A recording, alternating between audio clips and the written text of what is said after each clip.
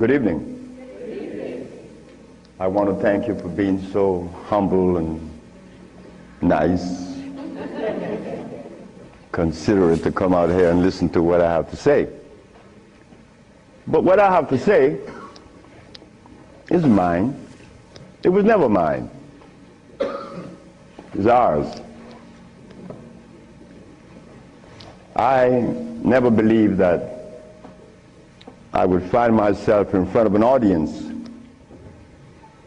having to talk about a subject that we all once knew. A subject that is as old as creation. And if you want to see what I'm talking about, we have to just take a look at the zoo. The zookeeper doesn't feed the gorilla the food of the polar bear. Am I right? So how come we eat the food of everybody?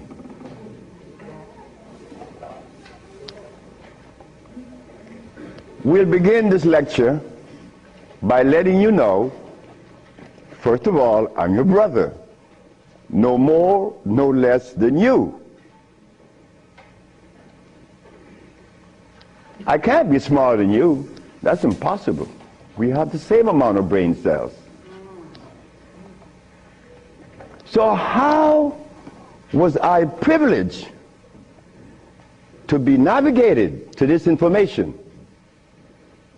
I don't know. I don't even question myself. I just like to live.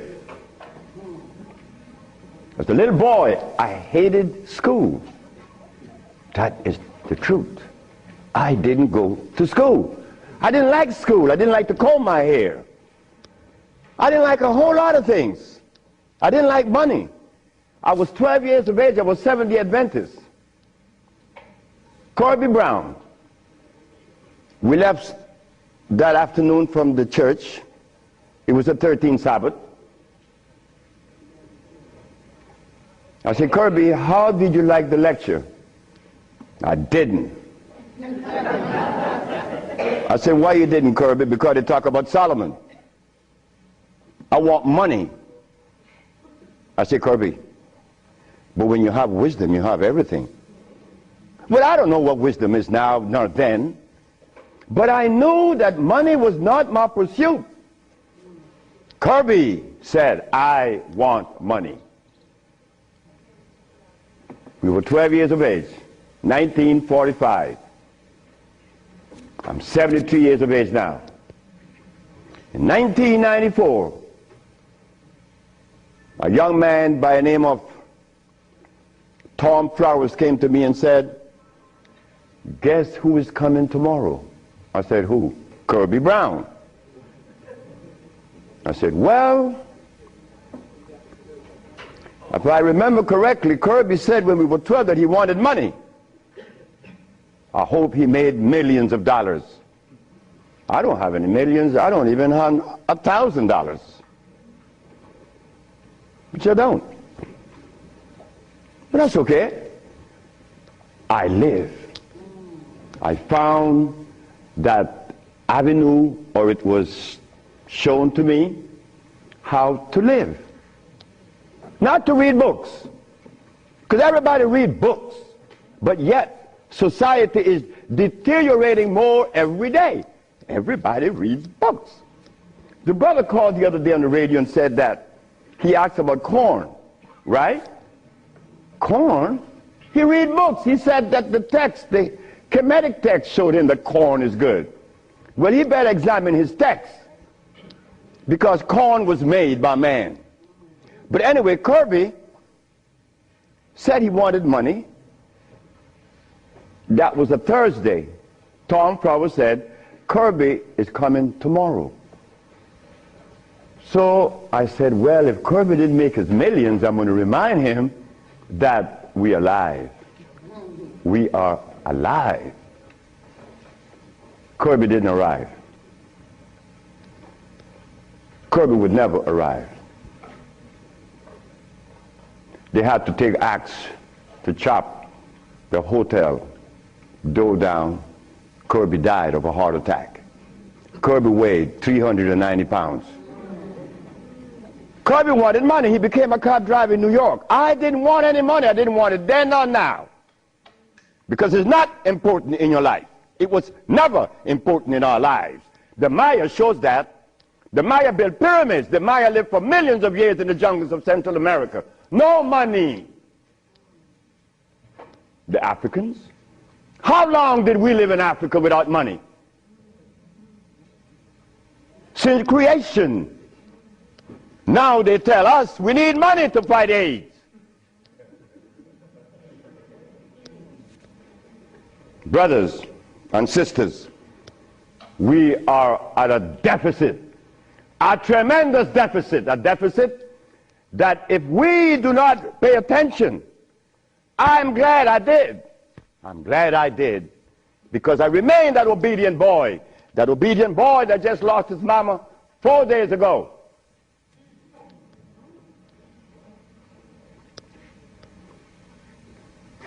I listen. I listen. But to listen, you can't have a philosophy in your head. If you have a philosophy in your head, you cannot listen to anyone. I was there. I was a Seventh-day Adventist. I listened to no one but those things that came from the church. Well, if I was to listen to the church today, the Seventh-day Adventists, I'd be eating tofu. I'll be sick. You see? I'll be eating tofu. If I had gone to school, I would have become a medical scientist. I wouldn't have been able to cure AIDS, because they do not. They don't cure AIDS. If I had listened to all of the philosophies of Europe, I would have never been able to find the answer to the cure of diseases. But today, I'm going to share with you the African wisdom, the African brain, the African genesis, the African resonance, something that was never taught to us in the schools. Well, why should we expect the school to teach us something that would enhance our growth and save our lives? Why should the school teach you that? When in history has there ever been examples to show that one race of people is indebted to another? That has never been. Then you tell me that the white man is a bigot. The white man was never a bigot. He was never a discriminator. The white man is a person that obeys the first law of nature. Self-preservation is the first law of nature. So the white man, whenever he proceeds to preserve his race, and we sit back and say he's a bigot, it's only because we have lost it and we don't even know how to get ourselves out of this mess. I'm one of them. I'm you standing here. But one day it was to be that your brother would be shown something that would change the profile of things. I left my country, where I was born then. In 1953 to New Orleans, I became a merchant seaman. I was 20 years of age. As a merchant seaman, I became an engineer 5 years later. I'm a steam engineer. Don't ask me how I did that, because that's going to baffle you, because I've never been to school, and I don't read books. I don't read books now, nobody's book. I'm not even going to read my own.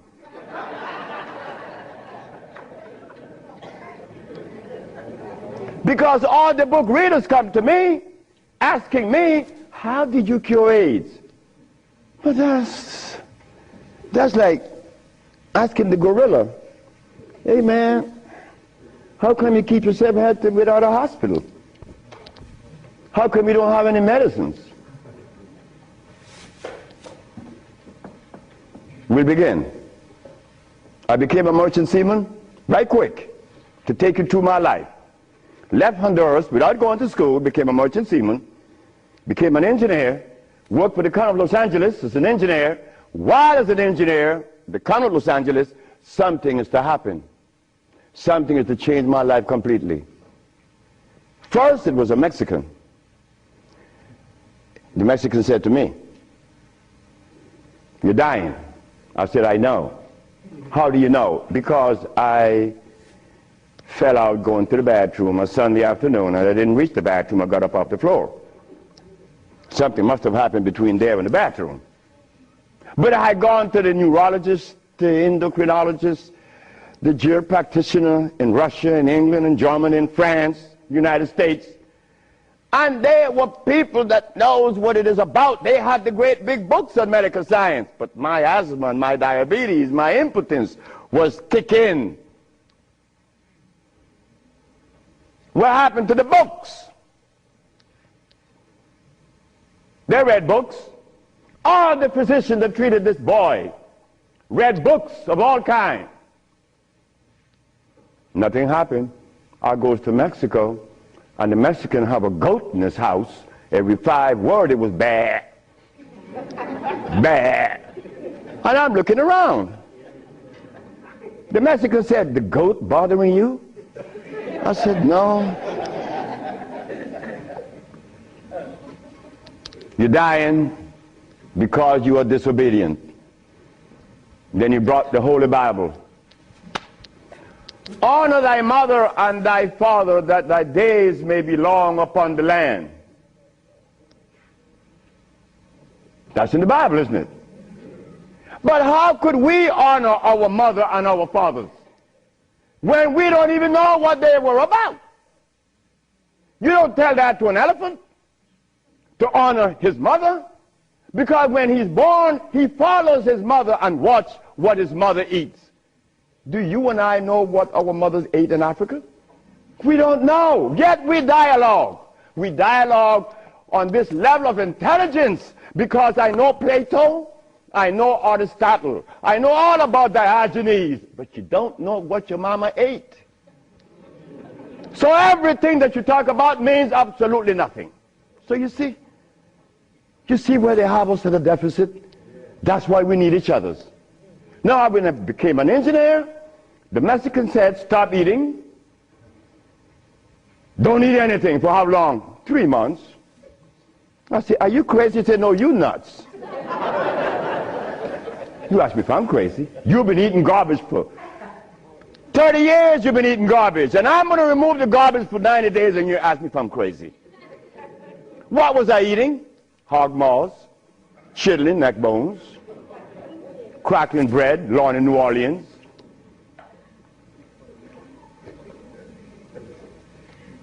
Eggs, because the grown-ups told me when my penis wasn't getting hard, eat eggs, drink raw eggs. And I did, by the dozens.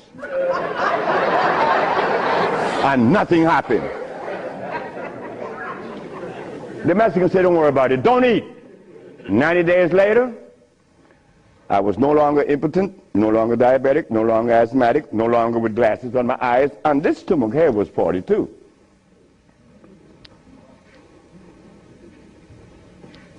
What happened to the science that the physicians were using, medical science? It didn't work, isn't it? But it worked with me. The herbs work with me. This Bible says,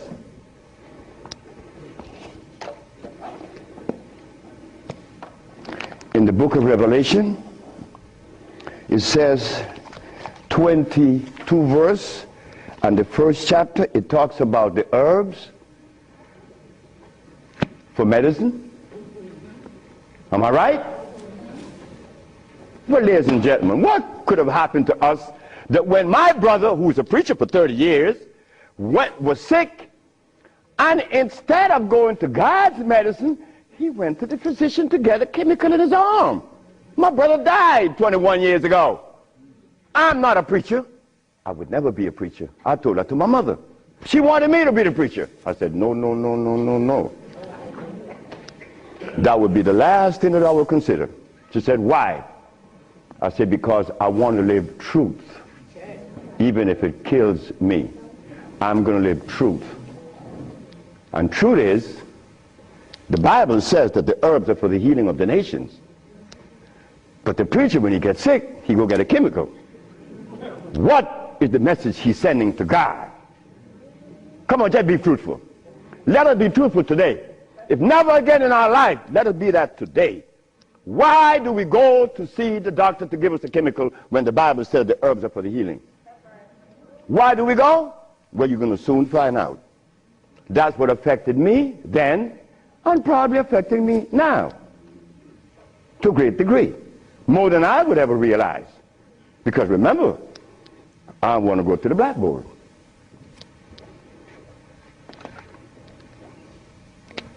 Roughly speaking, Africa. Way overhead we put America.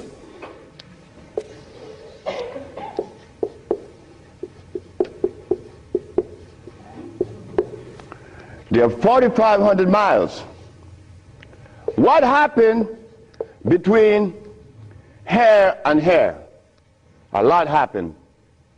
You see, when we were here, without the mathematics, without the ABC, without the sciences, when we were here, we had something to our advantage that we no longer have here. We are blind here. Here we weren't. We were seeing. Why? Because God provided us with everything we needed here.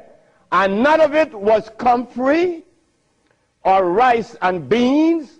There were no tofu. There were no soy there. There were no cows. And there were no hogs, no chicken. There were no flour. Those things didn't come from Africa. You see, rice and beans and flour and cheese and meat and the starch that you eat, they all came from right here, from a laboratory.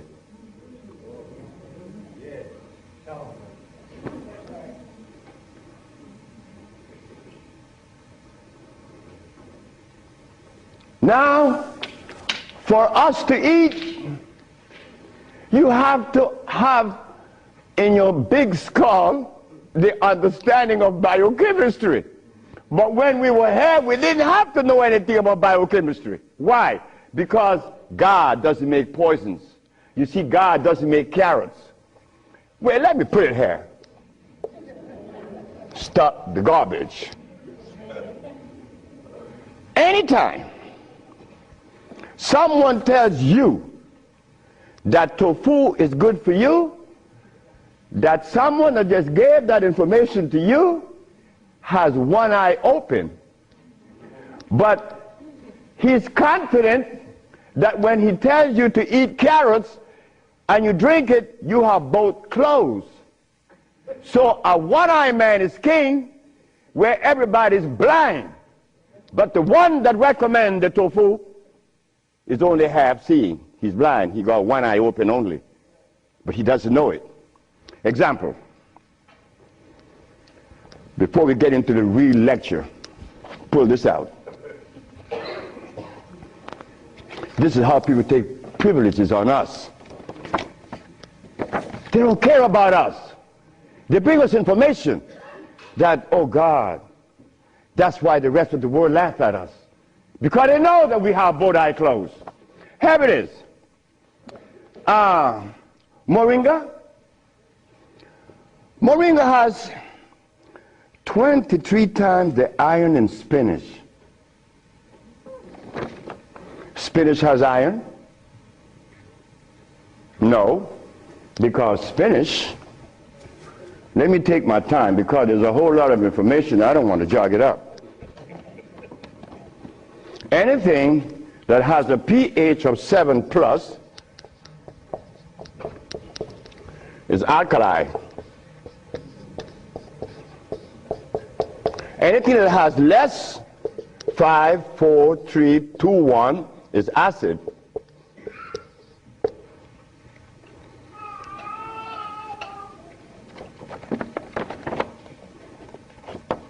Spinach.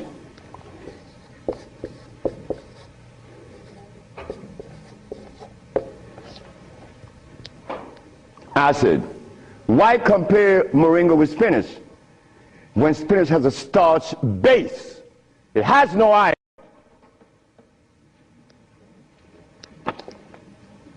7 times the calcium in milk. Milk has calcium. Well, I stopped drinking milk 42 years ago, and I could fall on my knees. You drink milk with moringa, because they said to mix it with milk and some pages hair, you're not going to fall on your knees at 73. You're going to leave your knees down there. 11 times vitamin A that you find in carrots. Carrots has vitamin A. Carrots belongs on the acid side of life.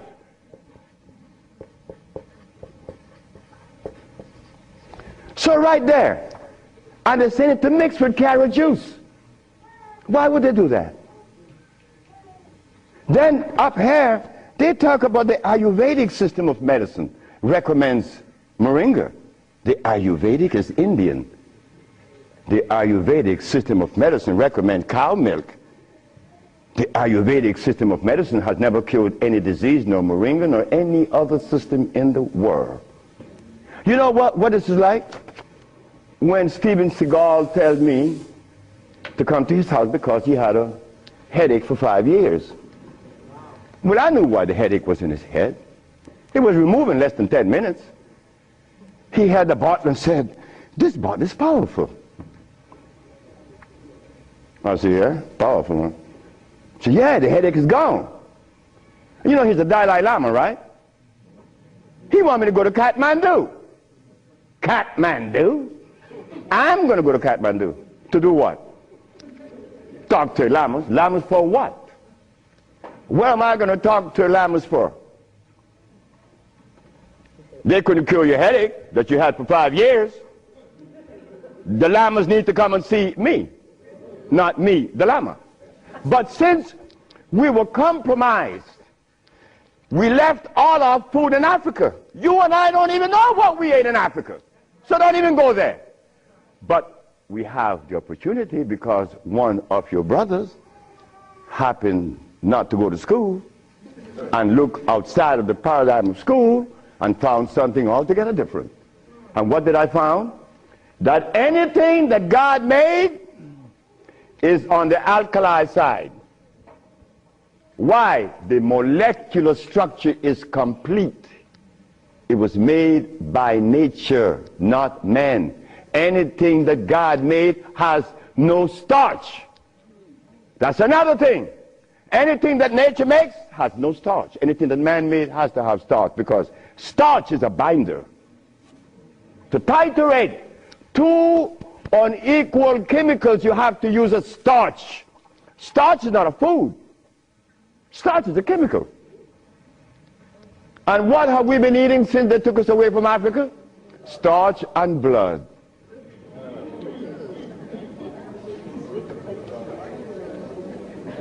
Starch and blood. We didn't eat blood in Africa. Gorilla doesn't eat blood. He eats leaves and berries.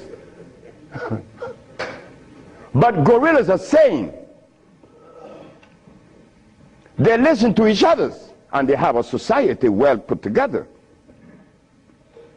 Well, Sebi, when he became the engineer, and he found out that the pH value of things had a lot to do with healing and the properties that's to be used, I was happy. I used to run home. Guess what I found? I found that the herb that everybody's talking about is acid, and everybody's using it. What herb is that? Comfrey. She said, what? I said, yes, it's on the acid side. And so is rose hips, enchilesia. What about golden seal? That's right, golden seal was made. It's like the stick that you put in your mouth. They call what? What they call it? The chew stick. What they call it? Liquid stick. Everybody have liquid stick in the mouth, right? But liquid stick was made. It has 50 times more sugar than does sugar itself. It has glycerinic acid. You see, we didn't have to study biochemistry in Africa because everything we had there was on the alkali side, so we could eat anything. But when they brought us here,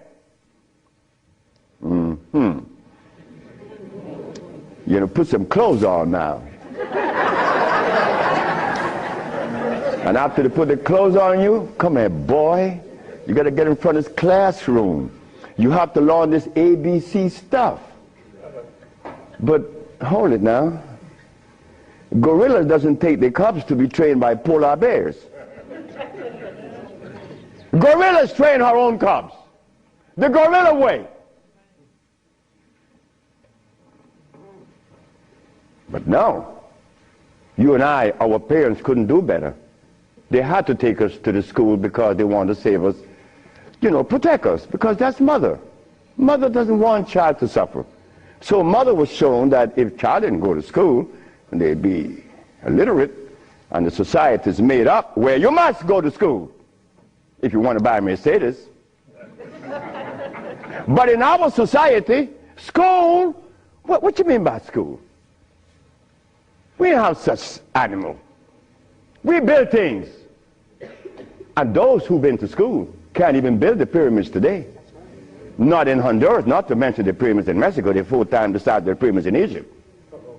Oh, yes. I know Ben joking and didn't talk about that. But that's okay. Because he need help like I need help. We all need help. So the school that we thought was going to be so equitable, so useful, has become a deterrent. Because those that have been to school doesn't cure anything. How did I learn and I didn't go to school? Easy. We baby-aged kids. We don't die. Right? We do it. I'm not wiser than you. I may be more mischievous than you. I know that because I do some mischievousness that you would not believe. But anyway, as an engineer, I went to work one night and I began to test herbs. And I begin to see that all the herbs that you guys are using are acid, every single last one of them, except for burdock, yellow dock. They're natural herbs. And the other one, which is the red clover, that's a natural herb. They're alkali. They're very good. So I begin by compounding herbs from all over the world. And lo and behold, a blind man was killed named Mr. Fredericks. Then the Japanese, Fred Takashita's wife, was killed of endometriosis. She had a baby. She was never supposed to have a baby. It's a white lady from Utah. My boss brought his daughter and his brother with ulcers. They were cured. The boss came to me one afternoon and said, "So you're going to leave me?" I said, "Yep." He said, "You're going to leave me? On your resume, you said that you didn't go to school. And the only reason why I hired you is that I was curious to find out how could a man have an engineer license, never been to school.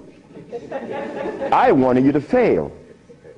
But instead, you did something that is extraordinary. Are all black people like you?" I say, "Brett Howell," his name is Brett Howell. "Are all black people like me?" I say, "I'm the dumbest." "Yes, they're all like me and more powerful than me." "But how come they're not doing what you're doing? You killed the blind man. You killed my daughter of ulcers. Could they do that?" I said, "They could do it better than me. But why are they doing it? Because they're afraid of you. I'm not afraid of God. I'm not afraid of the devil. I'm not afraid of anything, especially you. Because I don't live in fear." So I say, "Brett Howell, the black man of America is afraid of you white people because you guys made him afraid of you. And you should not feel good about that. It's not about me hating white people, loving black or hating black. It's about understanding. Nobody's going to help us but us. Nobody in this world, whether white, black, Chinese, or Arab, could help us. it's impossible for them to help us. Why? Because they don't know us. They don't have our genetic predisposition. Look, as a Christian, I used to eat pork. Of course I eat pork, and I love it. But as a Muslim, I eat lamb, which is 10 times worse than pork.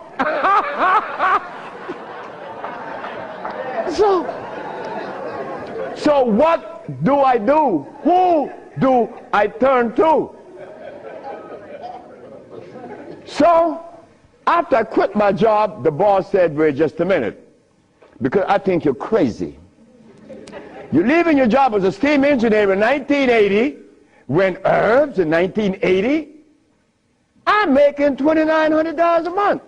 I'm going to leave my job with 10 years seniority to come after some herb that you didn't like. Why did I do this? I had to do it. It wasn't that I could see that far. I can't see beyond my nose. Talk about years ahead. But I had to quit my job. And I had to question myself, why am I doing this? But I did. And 1980, the boss is looking at TV, 1987, on the 10th day of February, and he see CNN, Alfredo Bowman, a.k.a. Dr. Sebi, is arrested for practicing medicine without a license, selling product not approved by the FDA, and claiming to cure AIDS and other diseases, which is a fraudulent claim. The boss saw that. The boss' wife is in the bathroom because he told me the story himself. He called her out, come and see the man that's arrested. If he says he cure AIDS, I know he cure AIDS, because Bret Howard knew that I would never compromise myself to a lie. When I talk, I know what I said is not true, but I also know that in America, you could also be dead right.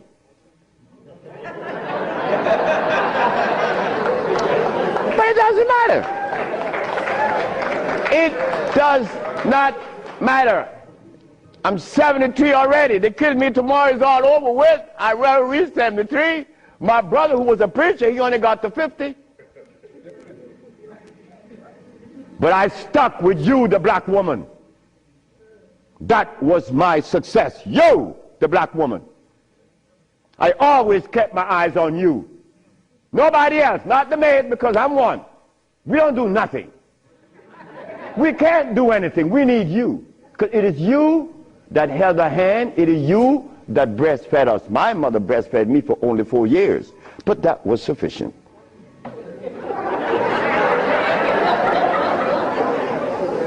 In 1962, two statements was made in a barbershop. 1640 Claiborne Avenue, New Orleans, Louisiana. Timothy Barbershop. Tim Barbershop. Ernest Moriel walked in there when he was a lawyer. And every time Ernest came in the barbershop, we used to jump on Moriel. I mean, we used to kick him around the place. Moriel said, you see you niggas? One day, I'm going to become mayor. And I'm going to remember you, Alfredo. That's me. The big mouth. I'm going to have you in jail. Ernest became the mayor of New Orleans. I was in Los Angeles, and the most hurting thing in my life was when I heard that Moriel had passed with asthma, a disease that I used to suffer with, that I was cured of in Mexico, and that I have addressed so many times. Moriel died. Ernest Moriel. Then another statement was made by me in that same barbershop. I said that I would give the black woman a gift. Brother said, Logan said, Sapphire? I said, yes, Sapphire, your mama. I said, she was the first, you came out of her. She held your hand. She teach you everything about the basic things of life, and then she cut you loose. Now she worth nothing. She's Sapphire. I'm going to give her a gift. 1962, that statement was made. But 1962, I was sick. I had asthma, I had diabetes, I was impotent, I had everything under the sun. But in 1964, I was cured, and years went by. Then I found out this is the gift to the black woman. The healing that I found is in your hands now, black woman. Yes, it's in your hands. So in 1987, I was arrested. And while I was in jail, I was the happiest man in the world. Because when I was 40 years of age, I was going to work, and I passed by Miss Louise Wright's house on my right, and I made a statement: I'm going to help humanity. And here it is. 1987 is the showdown. I was arrested. All of the people in New York that were healers, I don't need to call their name. They said, yeah. They got the big mouth. They were angry at me because I put an ad in the Village Voice and the Amsterdam News and the New York Post. AIDS has been cured by the USHA Research Institute. And we specialize in cures for leukemia, sickle cell, impotence, blindness, cancer, and others. Well, after all, I did it. Shouldn't I advertise it? You should be glad your brother's doing that. Because now you have a chance to share in the bounty, right? That's the way I felt. So I'm in jail and I'm wondering, how is the American Medical Association going to escape from this one? You see, in the past, herbalists, when they talk, shh, gotta be quiet. Gotta talk under the table, because the physician may get you. The FDA gonna get you. But we seem to forget the one basic thing. When they remove us from Africa, did they bring our food with us? Did they? Well, how could the FDA have such kind of power over us now? Come on now, just wake up to it. So I stood in jail thinking, how am I going to do this one? This is going to be a heavy number, but it's nice because I wanted this moment. I wasn't going to back down. What you mean, back down? I'm representing some black woman. I never had a father. I never had a man in my confines to tell me something. No, I never had a stepdaddy. I had a woman. And then another woman, my grandmother. My great-great-grandmother lived to 124. Her name was Elizabeth. And she lived 70 years without a man. My great-grandmother lived 112. She lived 68 years without a man. My grandmother died at 100. And she lived 50 years without a man. My mother died 5 days ago. And she racked up 40. My mother died while I was coming to see you. I didn't turn back. You know why?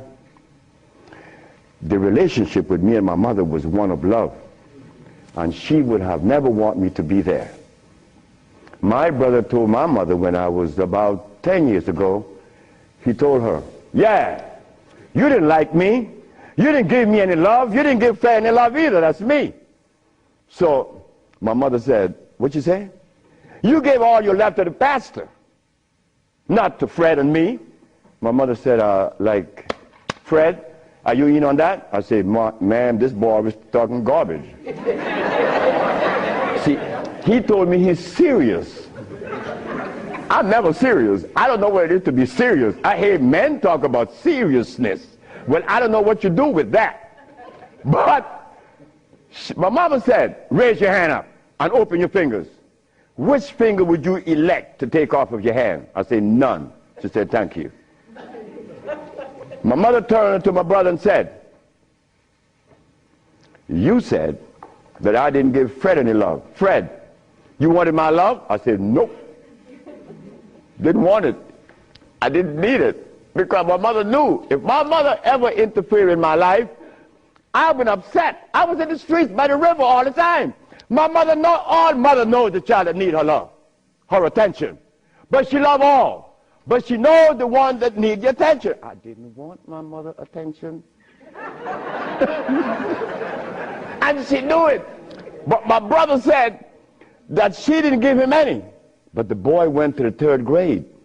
He owns a fishing fleet, he owns an ice factory, and he owns that she didn't give him any. But the boy went to the 3rd grade.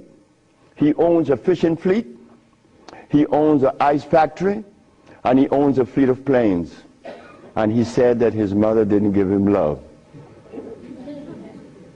You see how we could easily make mistakes? Okay. Mother is mother and will always be mothers. The greatest gender on the planet. So while I'm going to court now, and I'm standing, the judge said, get the man out of jail, and I went to his chambers. Judge Shorter said, young man, you mind if I ask you a question? I said, no, sir. Why did you advertise that you cure AIDS? Well, sir, my mother's alive, Africa exists, and my face, and I would never offend any of the three. That's why I advertise that I cure AIDS. He turned to the woman at the desk and said to her, ask her, did you investigate this man before you arrest him? She said, no. Her name was Phyllis Spade from the Attorney General office in New York. She said, no. You didn't investigate this man before you arrest him? This man, the response he gave me, he cured AIDS. But AIDS is the easiest thing to cure. People think that AIDS is difficult. To me, everything is easy, and to you it should be too. And I'm going to show you why it's so easy. So the judge said, well, you're out in bail. And that was February the 12th, I got out of the 13th. But the case doesn't begin until 88. September. I have a year and 8 months. Why the judge gave me so much time, I would never understand. So I waited. Trial date. This is where the showdown with black and white. Not better or worse. We are not better than any white man or Chinese, no. We just happen to be different. That difference has never been treated by any religion or philosophy. There is a difference that needs to be understood. So while I went into court, the judge said, well, Dr. Sebi, will you please begin? Where do I begin? Begin where you say you cure AIDS and the physician said there's no cure. The physicians are 100% right. There is no cure for AIDS or any other disease. The judge said, just a minute. There's a contradiction here.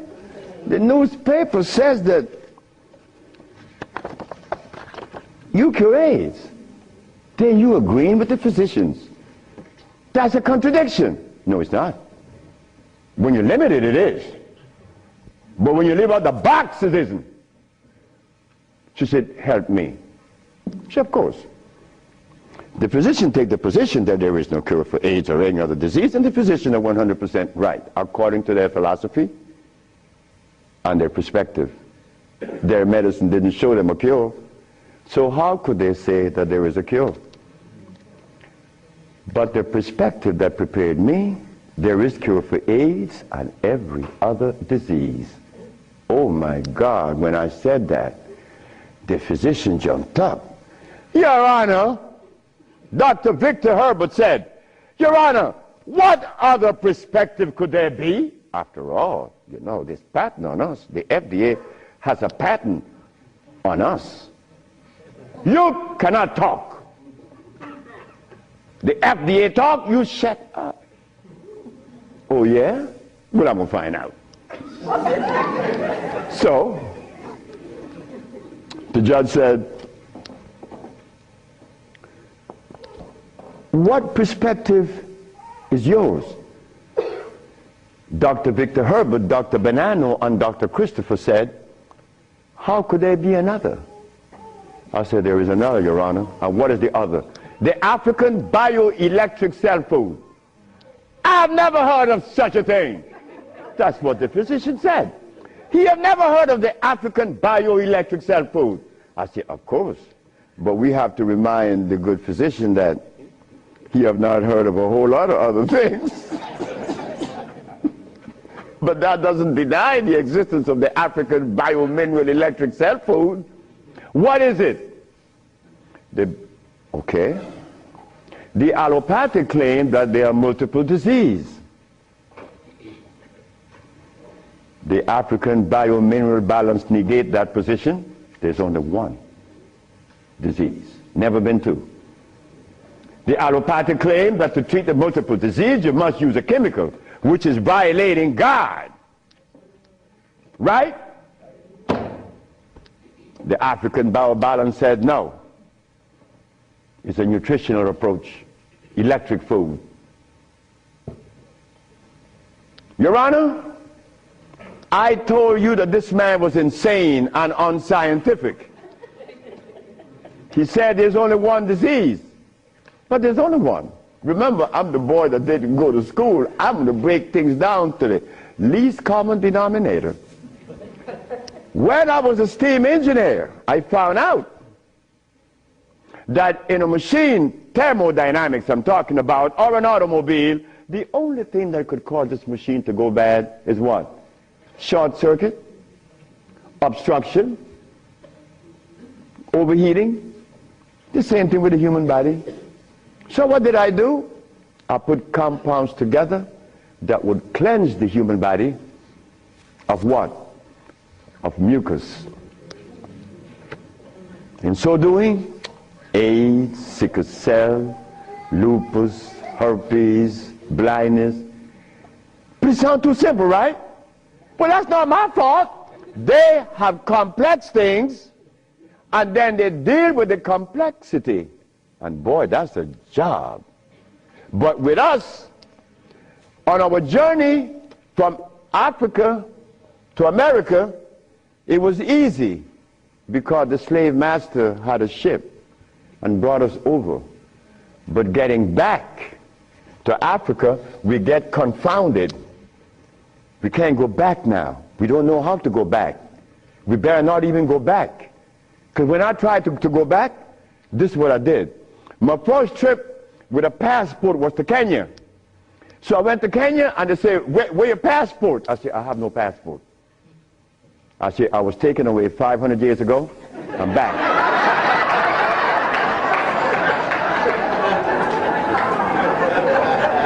When I left, I didn't have any passport. So why are you asking for a passport now? Is a passport African? Put him one side. They put me one side and send me back out. But you think that was bad? That wasn't bad. Wait. May I have that? I go to Africa. I go with my wife and I said, well, boy, I'm happy. Girl, we're going to liberate Africa. We're going to do something for mother country. I go and I saw Dr. Parinyatwa in Zimbabwe. I said, Dr. Parinyatwa, I think your problems are over with. Not only Zimbabwe, all of Africa. Here is Hospital Vicente di Antoni, is an Italian hospital. Department of Blood and Laboratories. Oswald Zavala, HIV positive on the 25th of November of 1993. 17th of January of 1994, HIV negative. This boy named Alfredo Lagos, this from the Red Cross, the Honduran Red Cross. It says here that this boy, it doesn't show any date of which he contracted AIDS. Why? Because he was born with AIDS. But down here it says he's negative on the 19th day of January of 1995. Another one. This one caused a laboratory to call for me. I thought it was funny. This is the next one, the other one. His name is Alex Suarez. On the second day of January, this boy of August, he found himself with HIV positive. On the 19th day of August of the same year, 17 days later, the boy is no longer HIV positive. So they called me for what? I don't know. because I know they're not going to change it. Now, this one you're going to like. This one is from the San Diego Public Health Laboratories. It says here that this man has a HIV-1 RNA 26,205. The boy was supposed to be dead at 25, right? Just go to the other page. 6 months later, he's less than 400. He was killed at 15. So anybody want to read it? Because I could be lying, because that's the way we think. But here it is. No, that's possible. I could be lying. Here, young lady. So, curing AIDS, brother and sister, look, that's the easiest thing for niggas to do. We could do more than that. Curing AIDS, to them is big thing. To us, it's nothing. You understand? But now, here is where this little culprit comes in. Where did I put it? The blood, no, no good. Here it is.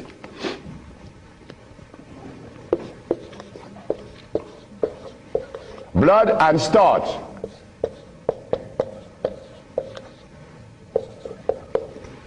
Blood and starch. Blood and starch is going to prevent you from doing what the ants does for each other. Ants, when it's getting ready to rain, you know what they do? All the black ants, they begin to do what? Cut the leaves and take them to their little nests. Ants doesn't eat leaves. They eat the mycelia that grows on the leaves with the temperature.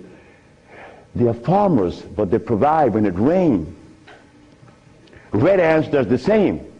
But we black people, we can't do that. Because when your brother showed the world that he cured AIDS, why didn't the African countries jump on it? All the African people eat is blood and starch, nothing else. But that is the Africa that you and I dream about. The Africa that we want to save. The Africa that we all love.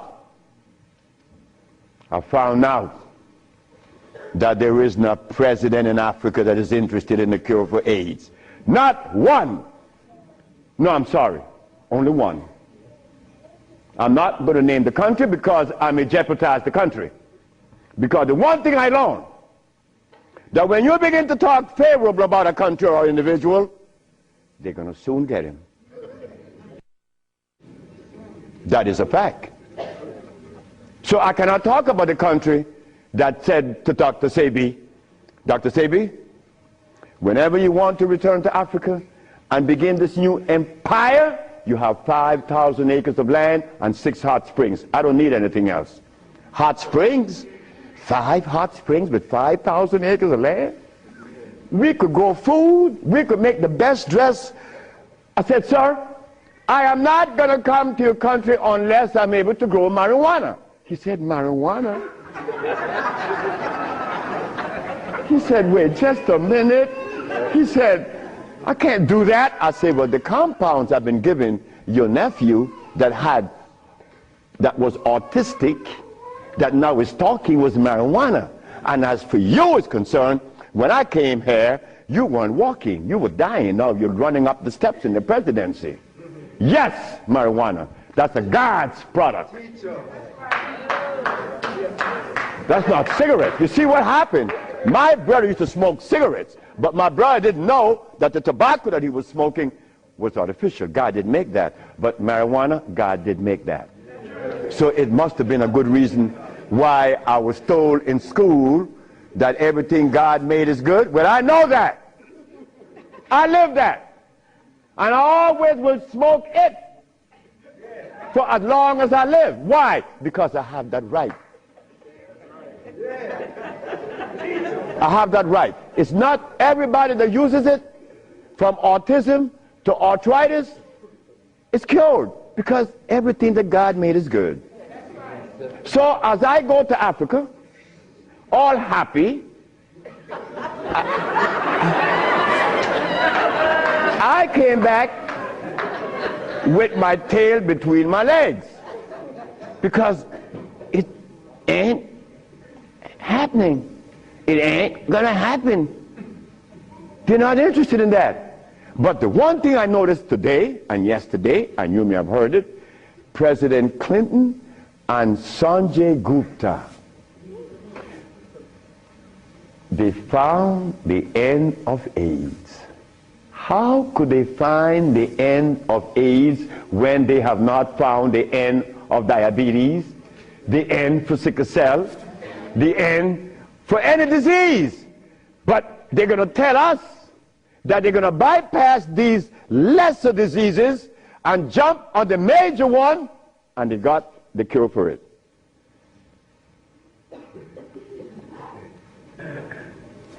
I got documents to substantiate that I cure AIDS, right? So what's up? What's up? Well, I'm going to show you what's up. When I was in Zimbabwe, the Department of Health said, why do you come to us saying that you could help us? And your leaders in America didn't help you. My leaders in America? What do you mean by that? They mentioned Minister Farrakhan. I said, just a minute. I don't follow any man. I follow women. And I don't follow sick people. Because if I follow sick people, then I got to be sicker. I go to Brazil. They say, why don't you, if your leaders didn't help you, why should we? I say, my leaders, again, they brought these leaders in front of me. And they mentioned something like Al Sharpton and Jesse Jackson. I say, oh God. I say, why you all ask me about these people? I never knew of Jesse Jackson or Al Sharpton or Oprah Winfrey promoting something that is equitable and good for the black community. That's never been. What they could do is march. That I know. But why do you ask me about it? I'm asking you, why can't you incorporate this in your repertoire? You said me, I have no leaders. My leader's my mama. The biggest testicles that anybody I've ever seen, they was on my mama. So don't ask me about leaders. I don't follow leaders. I never was part of that thinking. I don't need anyone to lead me someplace. So now I'm asking you, what do we do now? I cure AIDS. Are you going to call Oprah? You don't need to. She could advertise 1 million pieces, broken pieces, right? But that's fine. But she cannot advertise the cure for humanity. But there's one little dude that got himself in trouble. And he was totally unaware of what was going to happen. This little dude, I'm home with my wife, enjoying myself, a Sunday afternoon, looking at TV, somebody threw a rock on my window.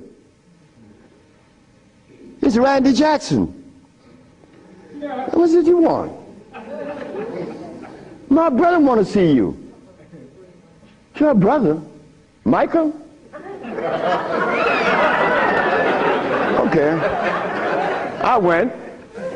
Well, he's sick as hell. Well, I treated him, and he got cured. He saw it, and he was encouraged to take me to the Rayburn building on Capitol Hill. Oh my God.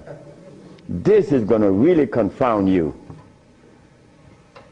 Michael Jackson took me to the Rayburn building on Capitol Hill on the 31st day of March? April. No, of March. March. It was March. 31st day of March of 2004. I said, why are you taking me there? Because you cure AIDS. I said, but what makes you think that they are interested in that? What makes you think that the world is interested? I don't care if it's any country in the world, they are not interested. Especially Africa. They were never interested. AIDS isn't killing Africa. Hepatitis C is killing Africa. All of West Africa is red line for hepatitis C. What you talking about? But they're Muslims. So they have to eat the Muslim food, which is goats and lamb.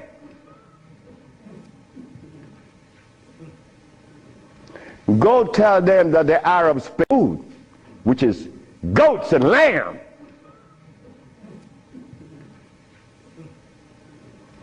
Go tell them that the Arabs played a trick on their brain. You cannot do that. Me, I remain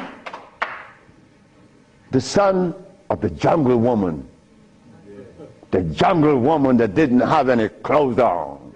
Yeah, I am her son. I stuck with her and she liberated me.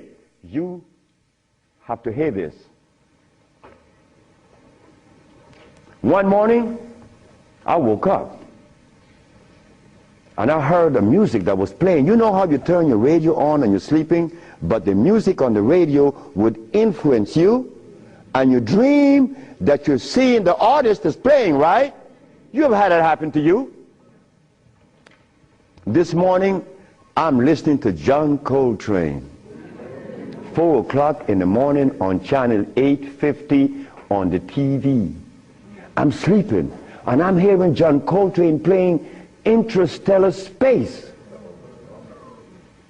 But then something was happening while this music was playing. I was looking at a black woman doing this from behind a tree. I woke up, and I didn't know how to interpret that dream. But then I was leaving that morning for Los Angeles. As I got to the airport, the governor was there. The governor said, "That's him. That's the man that cured Alcida of leukemia. That's the man I'm talking about." The governor had a lot of people around him. So I went. I was leaving for Los Angeles. He was leaving for the capital. He didn't know that we were going to meet that morning. So they was talking to me and asking me questions. Finally, 2 men that were standing away from me, they were white men from the United States. They came up to me and said, "Well, we have heard of your miracle cures." I said, "Sir, I don't even know what a miracle is, especially perform one. I just happen to cure leukemia. That's not a miracle. To you it may be. Because your school of thought have you to believe that curing these diseases is one great big feat. No, it's simple common sense. I'm an African. Now this is where the naked women are going to come out. They said to me, "We have heard of your miracle cures, but have you been saved?" You see? Right there, I consider that an imposition. Why do you take the liberty to believe that I'm one of those that have accepted your philosophy that I have to be saved? I say, from what? The man politely answered and said, "From your sins, of course." I said, "Wait just a minute." I said, "You know, man, while you guys were standing over there, I said," and I looked at you both, and I said, "Two very intelligent young men. But now I have to question that." He said, "Why?" I said, "Well, because the color of my skin should have prevented you from asking me that question, have I been saved?" He said, "What does the color of your skin have to do with anything?" I say, "It has to do with everything. I am the son of a woman that was taken away from the forest of Africa. To begin with, she didn't have any clothes on. But she didn't have any alcohol. And she didn't have any prostitution. And she didn't have any supermarkets. And she didn't have a hospital. And she didn't need anything that God didn't make. And she didn't have any money. So all these things constitute sin. So my mother in the jungles was sinless. How did I become sinful?" You cut it out. You stop that. We have to begin to change our diet, because this diet here of blood and starch is all we eat. That is all we eat. And then with this diet of blood and starch, which confounds the hormonal structure, we have the nerve to tell each other, brother, you were wrong. I'm wrong? I mean, where did you get that from, I'm wrong? You've been eating blood and starch, and you're going to tell me I'm wrong. No. We got to stop it. Because the blood and starch is why I couldn't penetrate Africa. So, you forgot, right? I'm in the Rayborn building. Who is present? Sheila Jackson Lee from Texas, right? John Conyers, Illinois. Or Detroit? Jesse Jackson Jr. from the House of Appropriation. Our most beloved President Bush. No, we have to give him credit. And no African government ever given me the privilege to practice herbology. Bush did. Bush appropriated $5 billion to fight AIDS in Africa, right? And the African government didn't appropriate one dime. They didn't want their brother to do it for free. So Bush stands out way above there. Bush gave $5 billion, and Jesse Jackson Jr. is there. So when I go to the podium and I say, fellas, y'all don't have to look for the cure of AIDS anymore. Here it is. Jesse Jackson Jr. did this.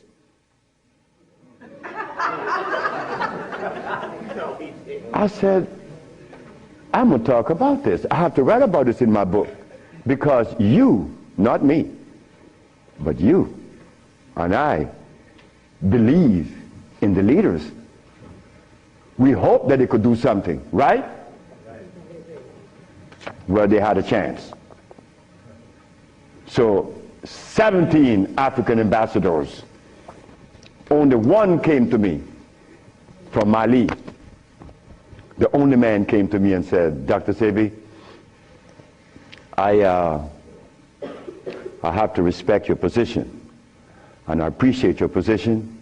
You have proven that you cure AIDS, and I would like for you to go to Mali. But that's not the country I was talking about previously. He just presented himself that day. But Jesse Jackson Jr. didn't tell you that I cure AIDS, right? He didn't tell his daddy either, isn't it? And Miss Sheila Jackson Lee didn't talk about it, right? And so did John Conyers. So who gives a damn?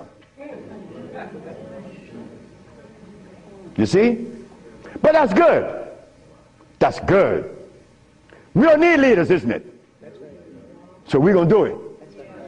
Because we're doing it now. Because those black women I'm talking about, there's one sitting there. They are going to tell the world we cure AIDS. But last night, Clinton and Sanjay Gupta is on CNN talking about the end of AIDS. How about the end of sickle cell? How about the end of lupus? How about the end of herpes? How about the end of blindness? They didn't find those, but they find the end of AIDS. How is that possible? Are we going to buy that too? Are we going to let them continue to say that there is no cure for AIDS when your brother is curing it? So we are guilty. We are the one that's guilty, not the leaders, because they're sick. All the leaders are sick. You can look at them and tell they're sick. So we have to forget about the leaders, right? So which animal in the forest follows a male? None, right? They all follow females. So how did we begin to follow males? I mean, that was the most, look, the one thing I wanted in my life was a woman laying by me as my significant other or my wife, that she didn't have a God or a devil in her brain. That woman is sitting there. Because I could not have a woman laying by me and she worshiping something else. I mean nothing to her. No, you worship you. That's who you worship. That's who we worship in the forest. And we were doing quite well because none of us, her children, could talk about how long did our parents live in the forest of Africa. You don't know. For millions of years since creation. Did we have money? We live a perpetual vacation. Now I gotta wear this stupid suit on. When I didn't have to wear any clothes. But now just to live, I have to have a $15,000 suit on, a $5,000 shoes. I have to have all kind of stuff on me. And then I qualify. I qualified. Do you have a master's degree? Man, I didn't go to school. Oh, put him aside.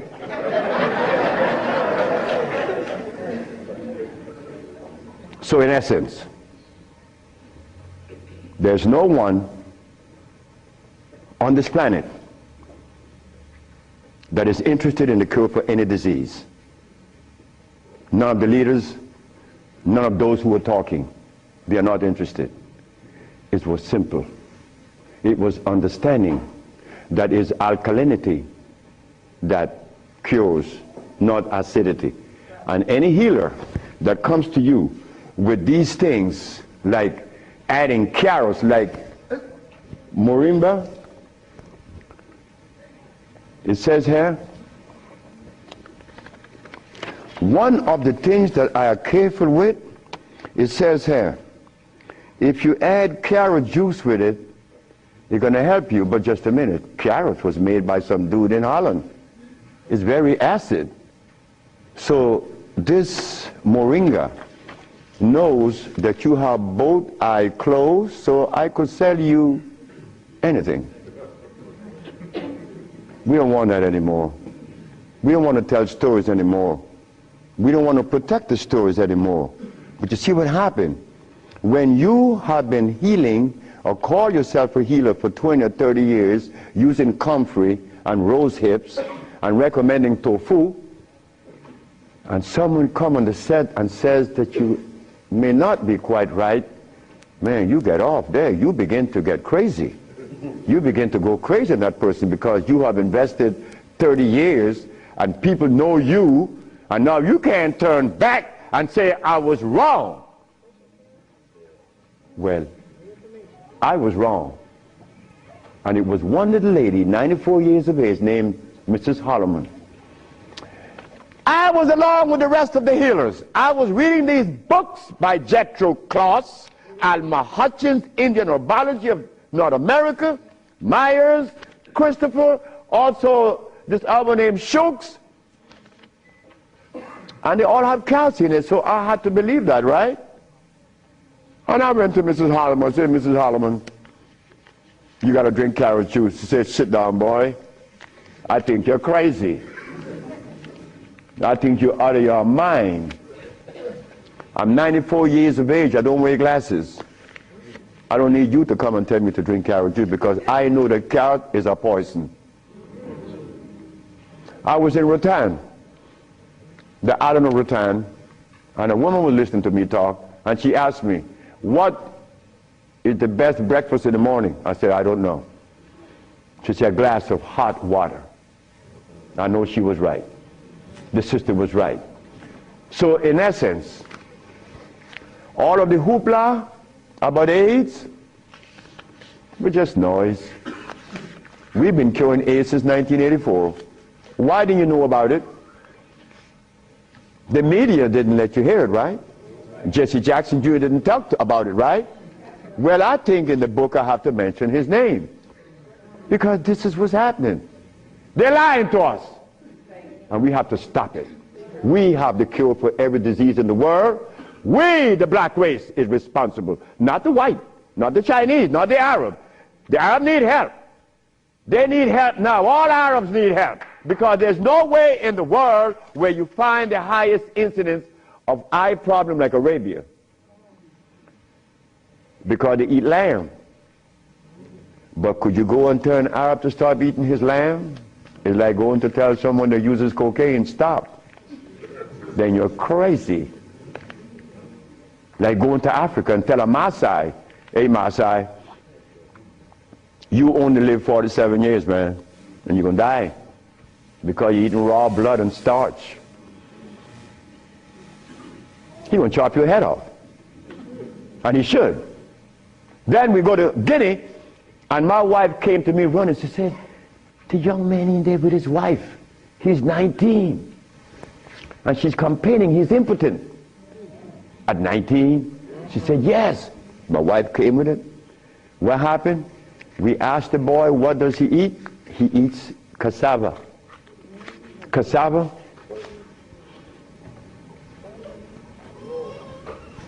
We say raw? Yes. Go to Guinea. It's a what? Cassava.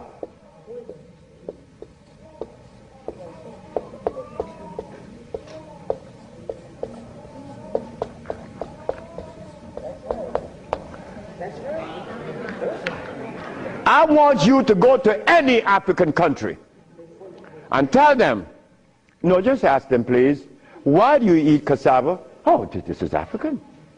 This is from history. Hey, African, I know you've been bamboozled too, because cassava is not a product of nature, nor of Africa. Cassava is a starch that needs the aid of a man to grow it. Cassava cannot grow by itself, and it has cyanide. But the cyanide has already affected the brain. He cannot think for himself. It's like talking to a Haitian or a Brazilian. In fact, the only country that I have ever visited that have people dark like me, but nobody in Brazil is black. Brazil.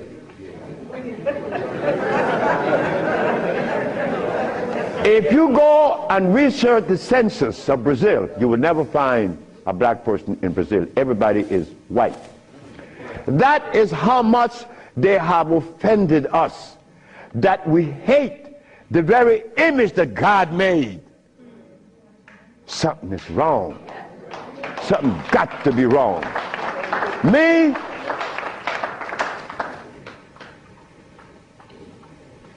I was a very good Christian, and a very good Muslim, a very good Buddha. And I wanted to join the, well, I don't want to mention it, but anyway, I was a good everything. But what I found, that they were feeding me the wrong food, and I had to deny all of them because they feed us garbage. There isn't a religion in the world that have fed the black race in America or anywhere in the world the food that is consistent with their cellular predisposition. So if you, my religion, is feeding me the wrong food, then what is the message you are sending? It's like putting gasoline in a diesel car. You would not get to South Philly. No, you're not. It's not going to run right. But we eating starch and blood, and we want a dialogue. Dialogue based on what? I mean, come on now. We are the remnants of what were. Let us try to bring it back. We can't challenge each other's. The only thing we have to offer each other's now is love. But to get to that point, a sister told me the other day, because I made a statement in the church, a brave woman stood up and asked me, Dr. Sebi, what have you learned from the entity that you are forwarding to us now? What have you learned from it? I learned to kiss everybody's butt. And I meant that. It came out that way in the church. Well, I had to give it that way, because that is the way it came to my brain. I kiss everybody's butt. It's easy. You see, it makes it easy. When you start kicking it, somebody's going to do something to you. And when you start kissing it, they reward you. So this sister came to me, and she was very smart. She said, do you literally? I said, drop your panties.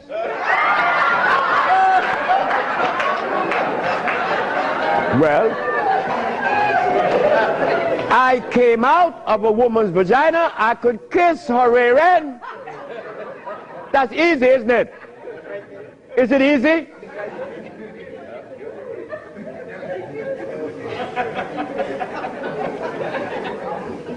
See, I have no what you all call shame. I don't know what that is. I'm not serious, I'm not ashamed, I'm not a man, I'm a male. Beyond. See, I have no what you all call shame. I don't know what that is. I'm not serious, I'm not ashamed, I'm not a man, I'm a male. Beyond that, I don't know. You guys are men, I'm a male, I stay there. It's easy.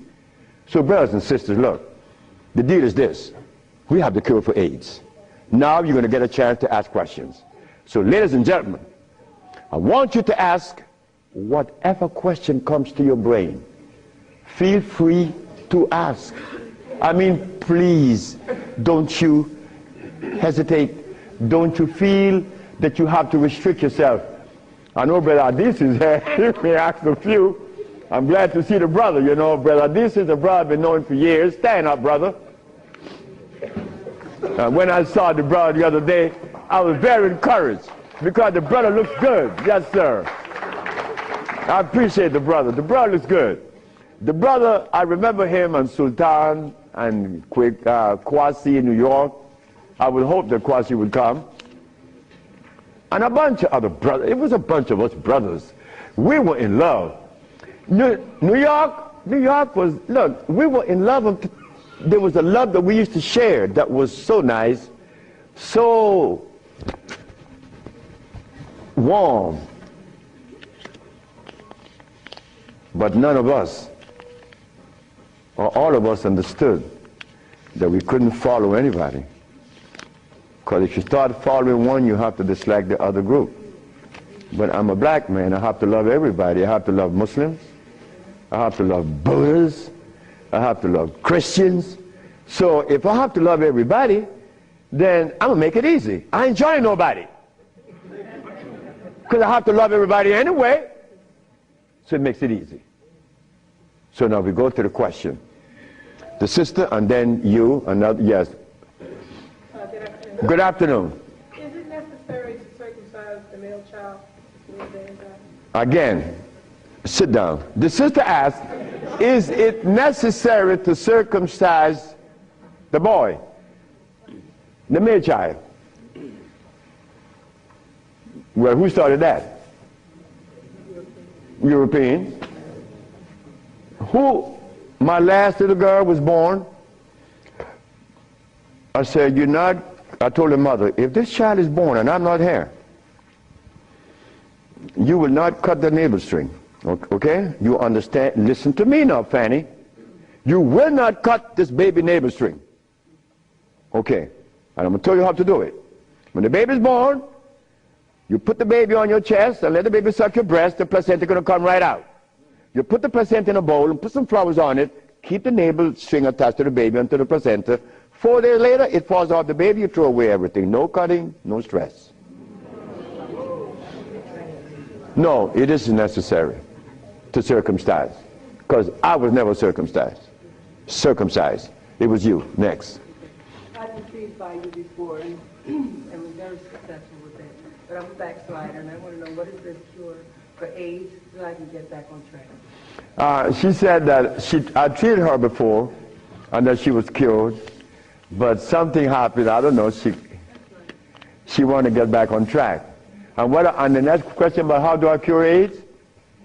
Well, I have a daughter now that's 21, and she's the key to beautiful things. She's the daughter of this woman. Her mother hated me, and with all rights. The woman was right. Oh God, she was right. I have 2 wives in the same house, and this woman is in love with me. Oh God, this nigga is crazy. He's a Solomon. Nigga, look, you are a jive, MF. Her mother cursed me out.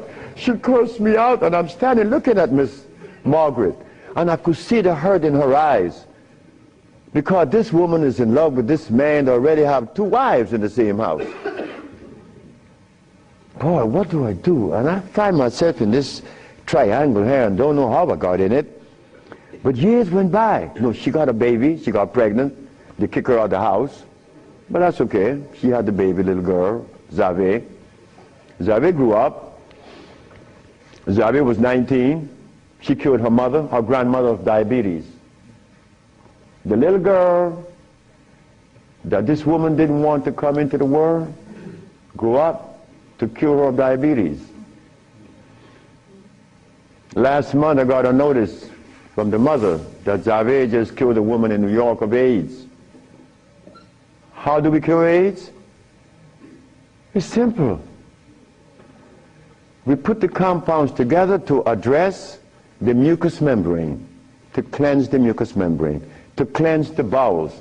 Simultaneously, we went to the forest and found the herbs such as over here on the alkali side,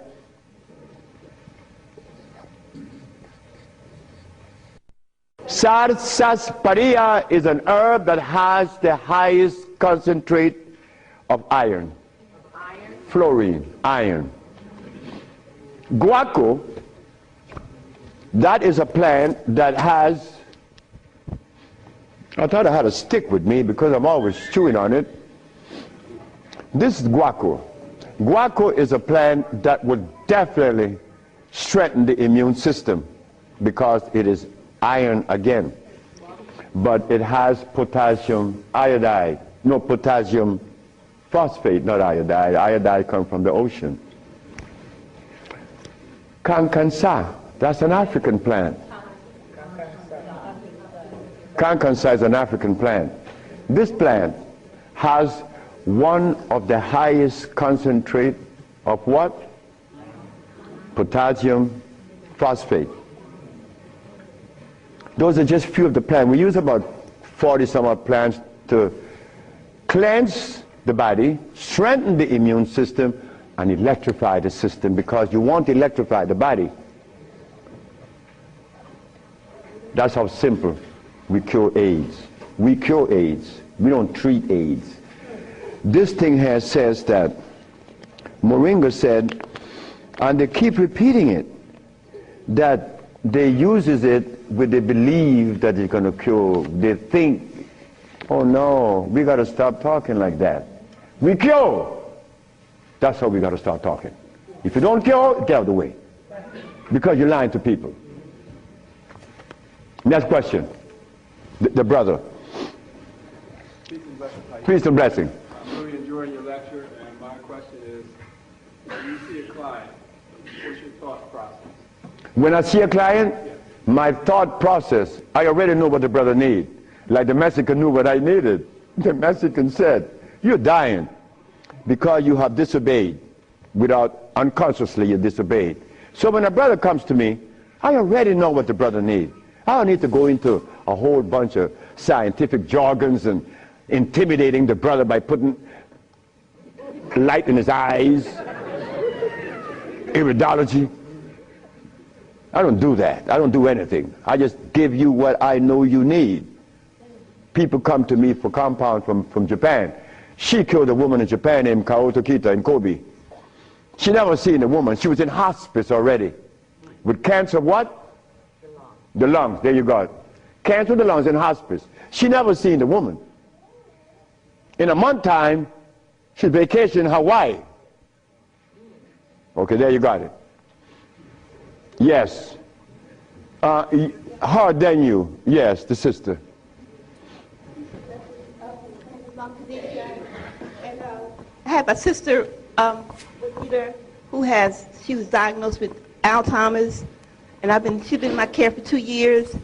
I do have her on a fresh food diet, all organic foods, all raw foods, and I'm seeing a big improvement. But I feel as though she needs some other things.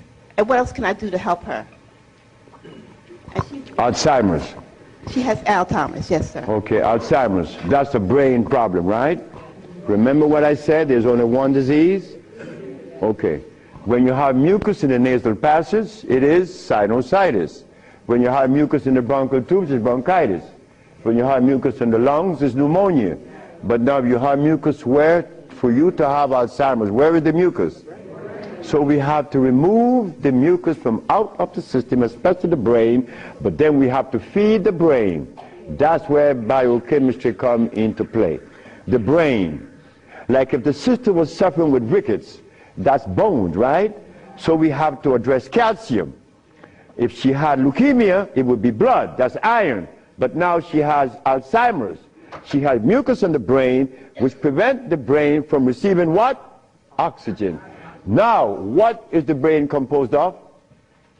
Copper and carbon. That is what produces electricity. Copper and carbon. It's simple. Copper and carbon produces electricity. You go to an electrical plant, and all you're going to see is a big wheel turning, and it's copper. But against the wheel are these carbon brushes, and the friction of the carbon and the copper produces the resonance they call electricity. Electricity is not fire, it is vibration. But when you short circuit it, it's become fire. So yes, we do have, but she must go to Honduras. What is her age approximately? What? Oh, she's young. She's young. She's very young. She could go to Honduras, and it would be fast. Why Honduras? Like sister went to Honduras with her husband, Linda, Richie, and her husband. She will see the improvement in days. Like the woman went down with a goiter. Like the brother went down there with his stiff leg, and in 3 days he was running up the hill. And he could not believe it. Like, this is where a name comes to mind. And I want you all to remember this, because this is a woman that we all love and we all respect. A brother was taken to Honduras, to the village. You see, the thermal waters in the village has a pH of 8.9. One of the highest attainable pH in waters is found in Honduras and in Africa. Thermal waters, that is. The little boy named Shelby, he has AIDS. He has Kaposi sarcoma. All the black spots on his body. The boy went to the thermal bath 1 day, 2 days, 3 days, 4 days. The boy came out of the bathroom screaming. The black spots were gone. His mother and my wife Ma'a were very close friends. Ma'a told Malakia, take Shelby to Honduras. On the 4th day, he's doing good.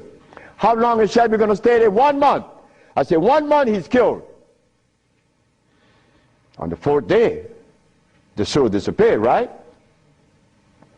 On the 10th day, he tell his mama, I want my passport. She said, for what? I want to go back to Los Angeles. Dr. Sebi says that you have to stay here a month. He said, bitch, did you hear me? That is what we, mothers and fathers, get from our children today because of those hamburgers. It wasn't Shelby's fault.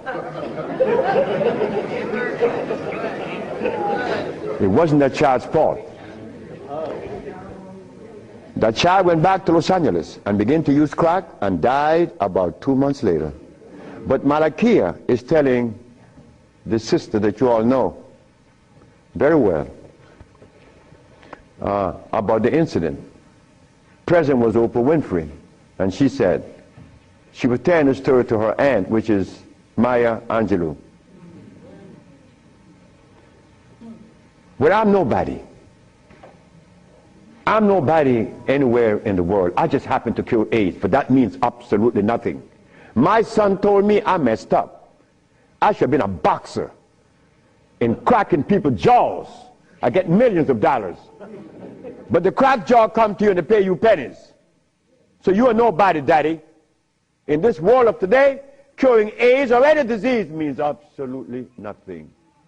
I am not a famous person. I'm insignificant. So Miss Oprah Winfrey said, well, if he's that good, how come I haven't heard of him? Well,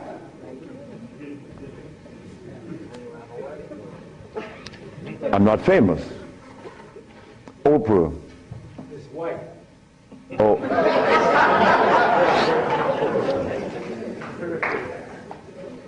My book would be out in July.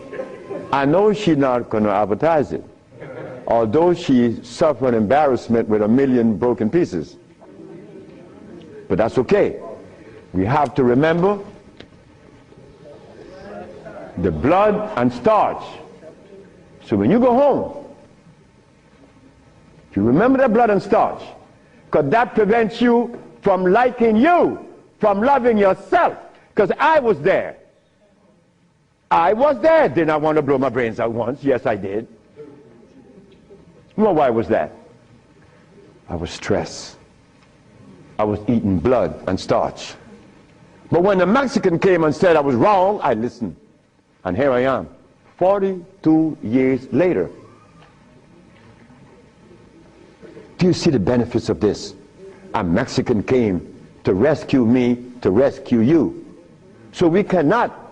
But wait, the other part of it is Africa. There isn't an African country that I could go and practice herbology. But why did Bush, who all of us think, or most of us think the man is bad, how come I could practice herbology in the United States? You got power over him. That's why. I don't have any power. No, I don't. Because I don't even know what power is. I just know what's mine. That's all. I know what's mine and what's yours, what's ours.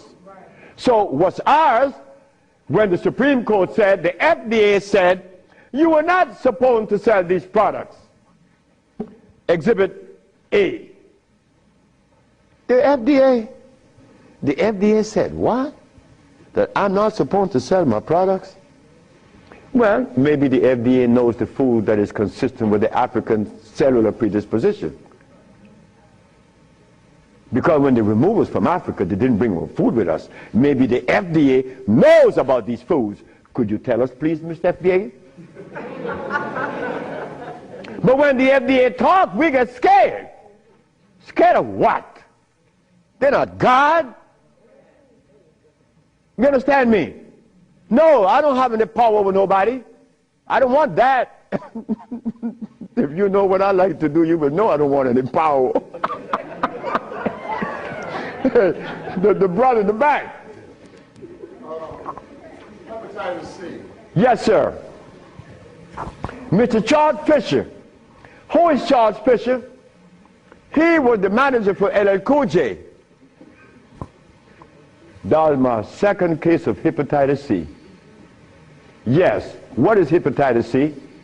The liver has been stressed. Right. Beyond. Hepatitis C is nothing. Maria Elena from San Pedro had cancer of the liver. Her mother and her aunt bought the black dress to bury her. The doctor sent her home to die. Maria Elena's sister saw a newspaper with me in it. She said, hey, there's a nigger down there in Jutiapa that got a big mouth that says he could do a bunch of stuff. And she came. 2 years have gone by. Maria Elena is healthier than her sister. Yes. What is hepatitis C? It's when the liver has got so toxic and loaded with what? With poison. Blood and starch. So we clean it, clean the body. Because you have to clean the intestines, you have to clean the liver, you have to clean the blood, because all of these have been affected. Yes, brother, we have cured many of hepatitis C. So what herbs would you use, doctor? It's not an herb, it's a therapy.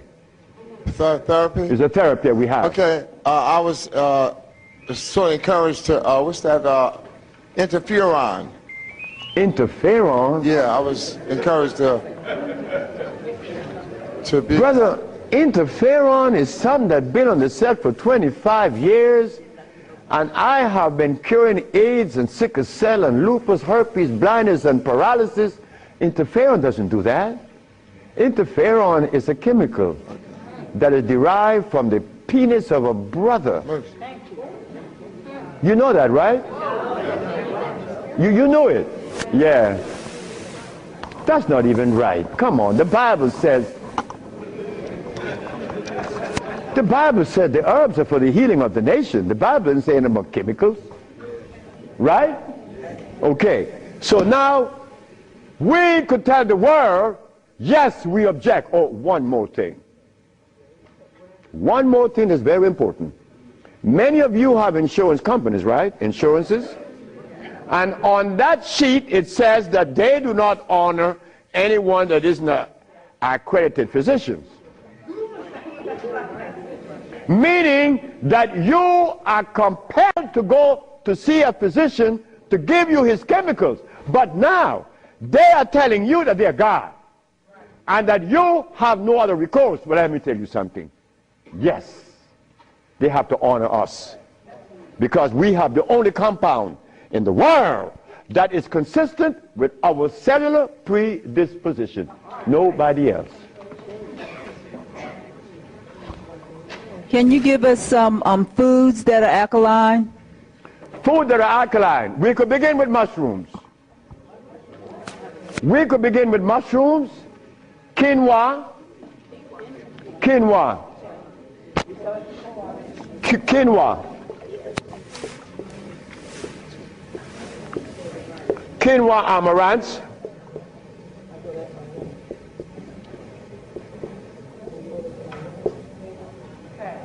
mushrooms,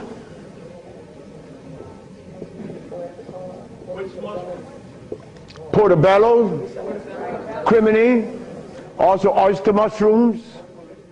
Many people are of the opinion that oyster mushrooms or mushrooms are fungus. What is a fungus? A fungus is something that grows on you and eats things up. Mushrooms are the product of mycelia. This is a network that nourishes. I have cured many diseases, psychological problems, with the Stropharia cubensis. So let me tell you something. Mushrooms are very good. They're high in potassium. Yes. And then the next, wait.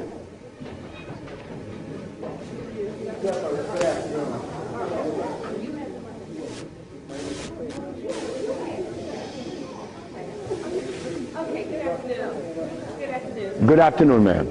I know The blood and the starches, two of the things you said that we should get rid of. I'm working really hard. I've gotten rid of the blood. I'm having a hard time with the starch. I just needed an idea of some things too. To substitute. Yeah, substitute. Well, and one more question, water.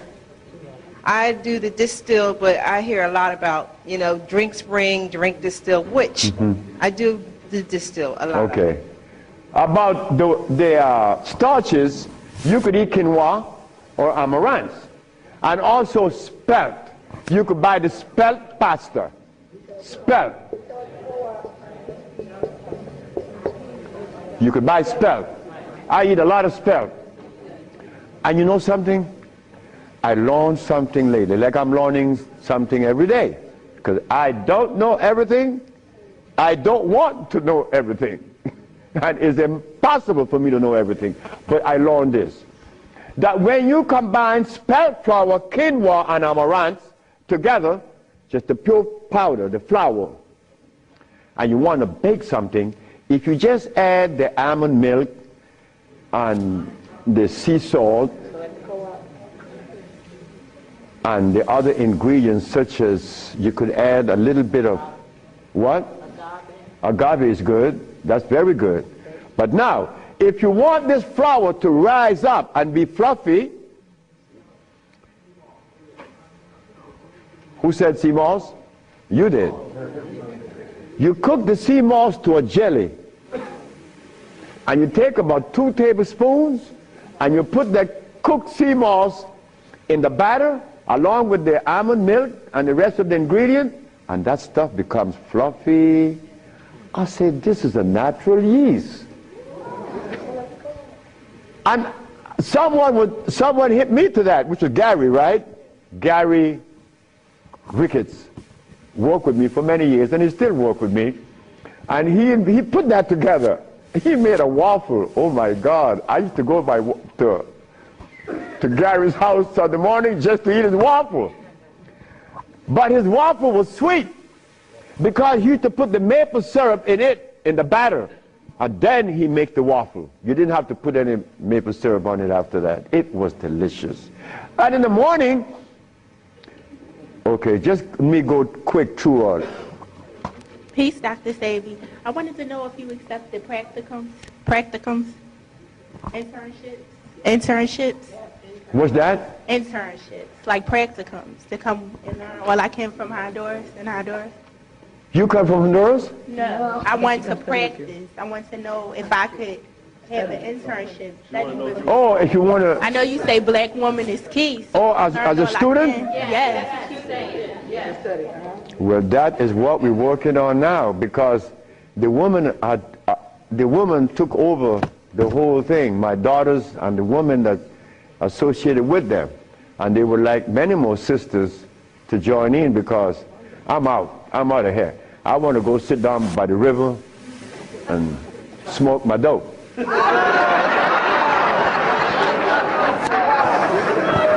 I get your information? What's that? Can I get your information? So wait, the sisters, give her your number, because she's the one that's in charge of that, and I'm quite sure that she's going to consider you. Okay. Wait, the brother is deciding. Hi. Thank you for coming. Yes. My name is Justine, and what I want to know is, how do you get rid of fear? How to get rid of fear? Yes, fear. Ha ha! There ain't a nigga in the world as scared as me. And you want me to tell you how to get rid of fear. But you know something about fear? Fear.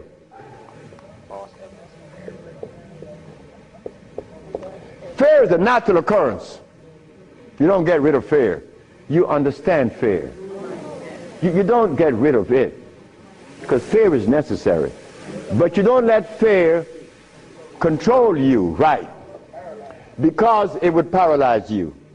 Fear would prevent you from opening the door where there's a great, big, beautiful tomorrow. Fear, you see, when I was insane,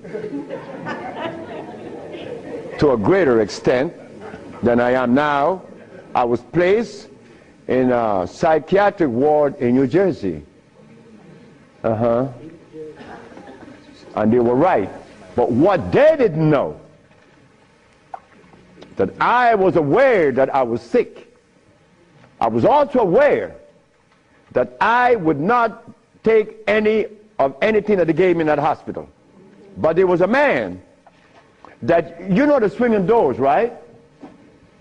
A swinging door is a door that opens both ways, and you're going to swing it. And every time he came to his door to go inside his room, he used to stand there.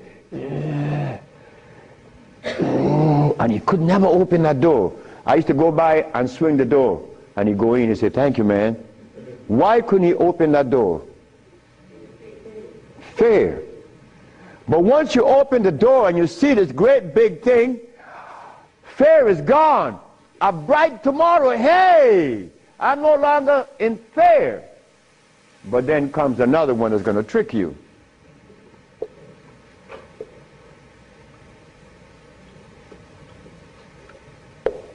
What that surety? Is E? All right. Surety. Surety make you do this. Yeah, I'm bad now, but there could be a quicksand there, and you're gone. So you learn that when you conquer fear, then you walk, but you test carefully. And if you conquer surety, then you go into the other one. And this one I'm going to really trick you. Power. Power gives you a freedom to execute, but not to violate. Because if you violate, even though you're in power, they will kill you. They did that to Nicolae Ceausescu, right? In Czechoslovakia. Because Nicolae Ceausescu wanted everyone to stop eating meat. Because he knew. But you don't change people overnight. They killed the man. Because he imposed some other laws on them that were cruel. He used to kill them too. So power has to be understood, not to be misused. Then if you survive power, then you get the last one that's going to get you.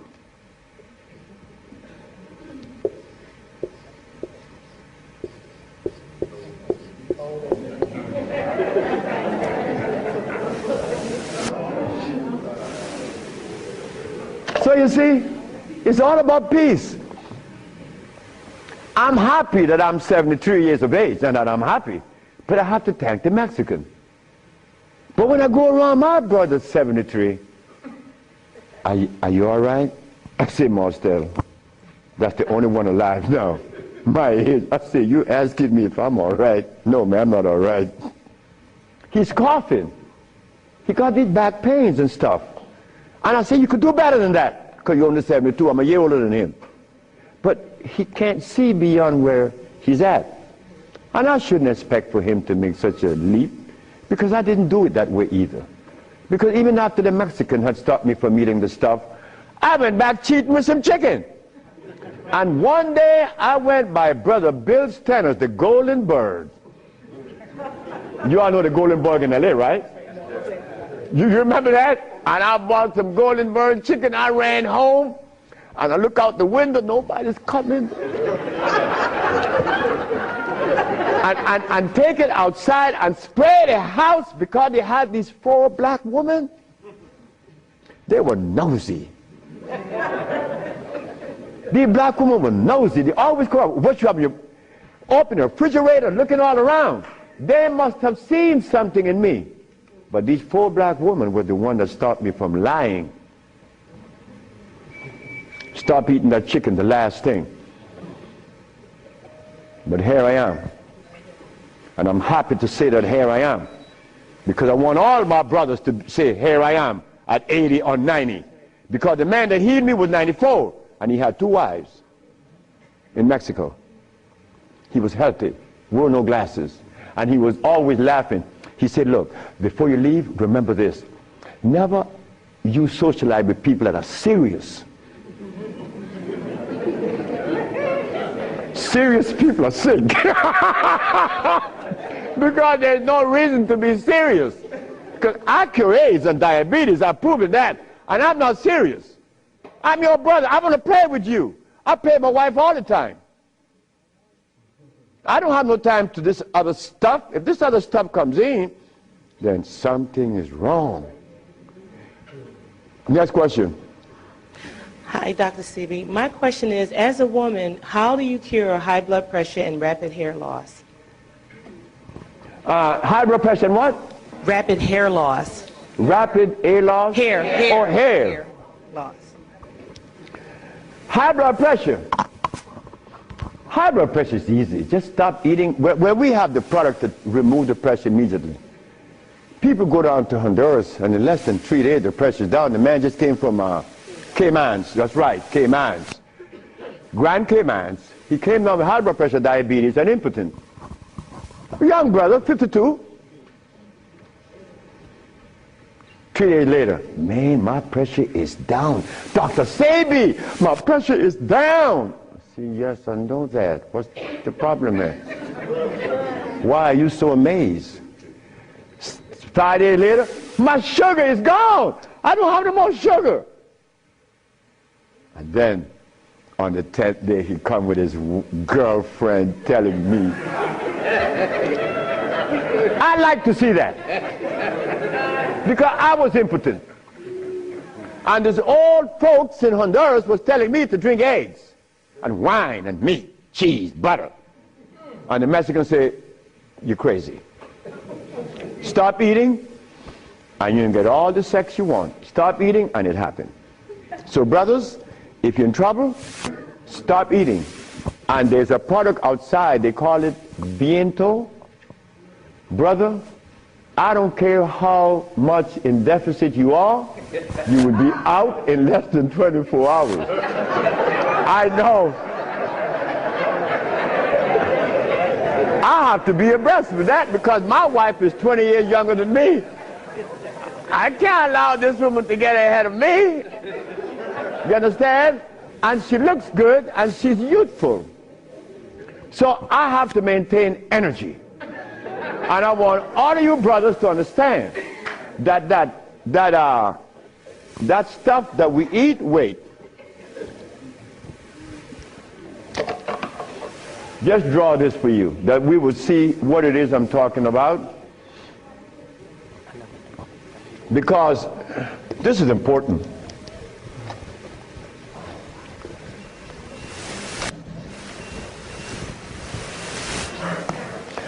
I recorded a man from the age of 15.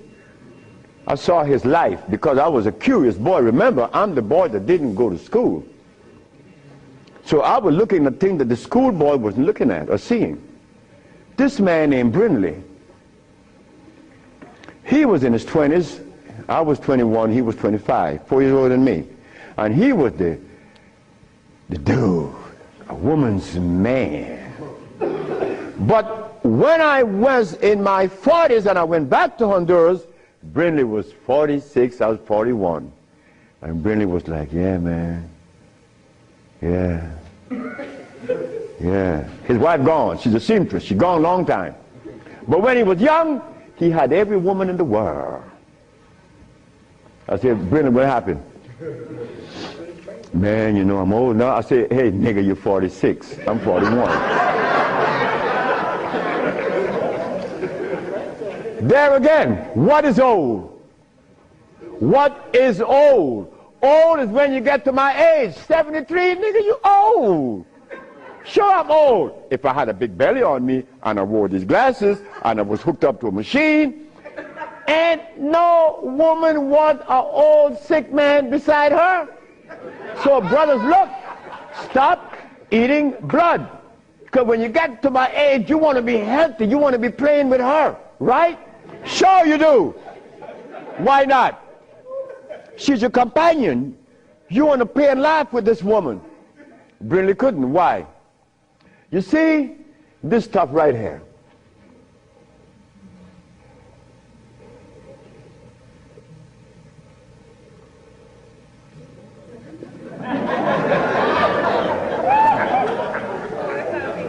This is what a man plays his manhoodness with, his penis.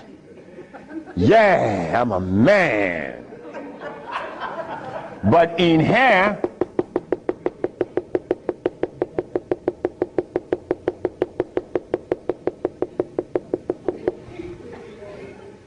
to keep this penis erected, these little orifices, they call veins and the rest, has to be opened for the blood to flow, or else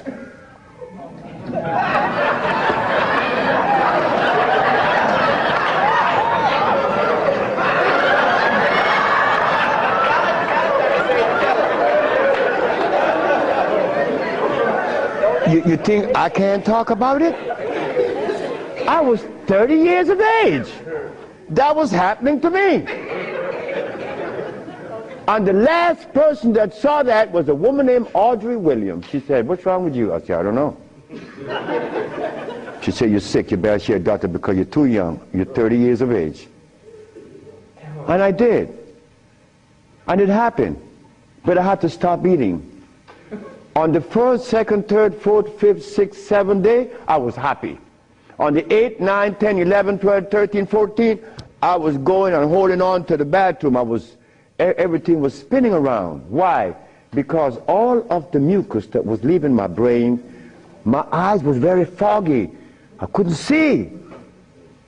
I was already wearing glasses, but now it's worse.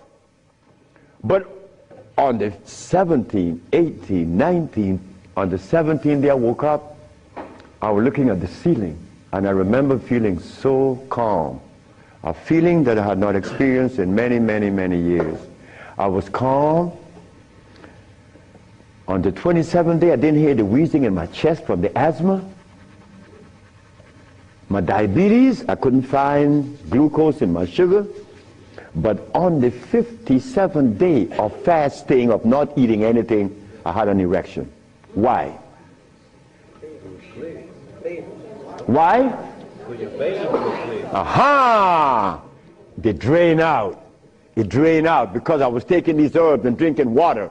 Taking these herbs and juice and drinking water. And the body got a chance to do what? cleanse itself. You see, it's easy. It's easy to bring back that happiness that we could love, that we could share,